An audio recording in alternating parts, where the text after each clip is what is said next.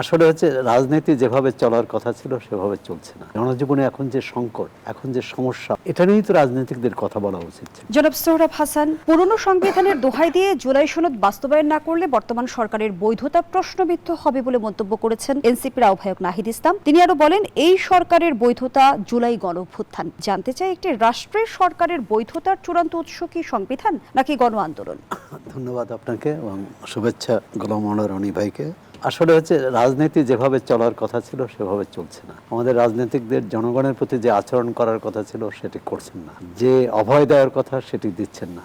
আর রনি ভাই কিন্তু যথার্থই বলেছেন যে জনজীবনে এখন যে সংকট, এখন যে সমস্যা, মানুষের জীবন জীবিকা যে হুমকির মুখে, এটা নিয়েই তো রাজনীতিকদের কথা বলা উচিত। কিন্তু তারা এক হচ্ছে জুলাই সনদ তো কেউ অস্বীকার করছে। জুলাই সনদ বাস্তবায়ন প্রক্রিয়া নিয়েই দুই দলের বিরোধ। এর মধ্যে বিষয়টি আদালত পর্যন্ত গিয়েছে। আদালতে গেলে এখন এটা আদালতে নিষ্পত্তি হবে না রাজনীতিকেরা আলাপ আলোচনার মাধ্যমে এটা নিষ্পত্তি করবে। ইলেকশন ইঞ্জিনিয়ারিং এই দুটি বিষয়ে বিএনপি এবং জামাত ইসলামী, এমনকি এনসিপিও, এই তিন দলে যে আসন পেয়েছে আসনের তারা ভার বহন করতে পারছে না। মানে বিএনপি দুই তৃতীয়াংশের বেশি আসন পেয়েছে। তো এই 2/3 আসন বেশি পেলে একটি দলকে যে কতটা দায়িত্বশীল হতে হয়, কতটা তার মন্ত্রীদের, সংসদ সদস্যদের আচরণে, আলাপে যে সংযত ভাব থাকা উচিত, যে যুক্তি থাকা উচিত, সেটি অনেক ক্ষেত্রেই দেখা যায় না। জামাত ইসলামের সর্বোচ্চ আসন ছিল 18টি থেকে এখন